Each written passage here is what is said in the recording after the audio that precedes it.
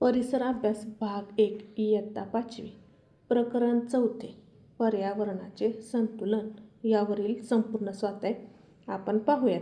प्रश्न पहिला, काय करावे बरे? कीटकनाशक न वापरता धान्यातील किडे घालवायचे आहेत. उत्तर पहा.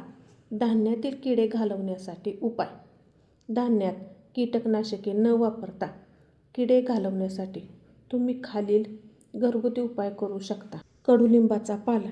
धान्याच्या डब्यात किंवा पोत्यात कडुलिंबाचा वाळलेला पाला टाकल्याने किडे येत नाहीत. हळद.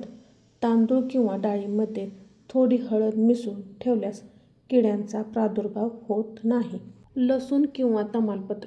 धान्याच्या डब्यात लसणाच्या पाकळ्या सालीसकट किंवा तमालपत्र ठेवल्याने त्यांच्या वासामुळे किडे लांब राहतात.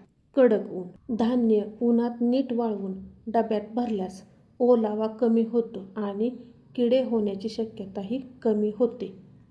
प्रश्न दुसरा, जरा डोके चालवा. अन्नसाखळी तयार करा. बेडूक, घार, आळी, साप, गवत. दिलेल्या घटकांपासून आपल्याला काय सांगितले तर अन्नसाखळी तयार करायला सांगितलेली आहे. अन्नसाखळी खालीलप्रमाणे. सुरुवातीला काय असते तर गवत, नंतर त्याच्यावर अळी, बेडूक, त्यावर साप आणि त्यानंतर घार. प्रश्न तिसरा, खालील प्रश्नांची उत्तरे लिहा. त्यातील पहिला कडा पहा. अन्नसाखळी म्हणजे काय? उदाहरण लिहा.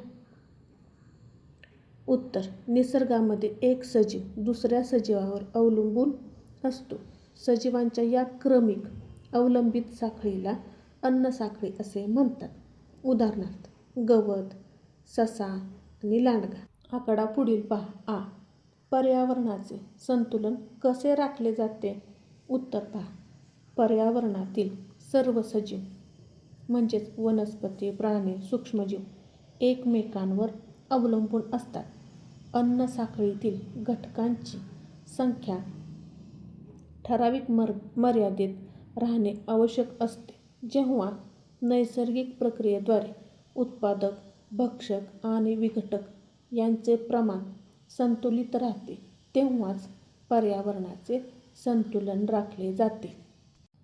प्रश्न चौथा, वनस्पतीच्या वाढीसाठी जमिनीतील कोणत्या पदार्थाचा वापर आवश्यक आहे? उत्तर पहा. वनस्पतीच्या वाढीसाठी जमिनीत खालील पोषक घटकांची आवश्यकता असते. मुख्य घटक नायट्रोजन आणि फॉस्फरस आणि पोटॅशियम. याशिवाय कॅल्शियम, मॅग्नेशियम आणि सल्फर हेही घटक महत्त्वाचे आहेत. सूक्ष्म पोषक घटक लोह, मॅग्नेश, बोरान, झिंक आणि तांबे यासारखे घटक अत्यंत अल्प प्रमाणात पण वनस्पतींच्या वाढीसाठी आवश्यक असतात. प्रश्न पाचवा, चूक की बरोबर ते लिहा. त्यातील आकडा अ. पर्यावरणात सूक्ष्म जीवांचा समावेश होतो. उत्तर आहे बरोबर. आकडा दुसरा आ. जैवविविधता जपणे आवश्यक आहे. उत्तर आहे बरोबर. इ. नाकतोडा पक्ष्याला खातो. चूक. कारण नाकतोडा हा वनस्पती खाणारा कीटक आहे. उलट पक्षी नाकतोड्याला खातात. असेच नवनवीन आणि शैक्षणिक व्हिडिओ पाहण्यासाठी पाहत राहा शब्दवेल मराठी क्लासेस. आणि इतर कोणत्याही इयत्तेचे स्वाध्याय तुम्हाला हवे असतील तर कमेंट्समध्ये नक्की सांगा. धन्यवाद.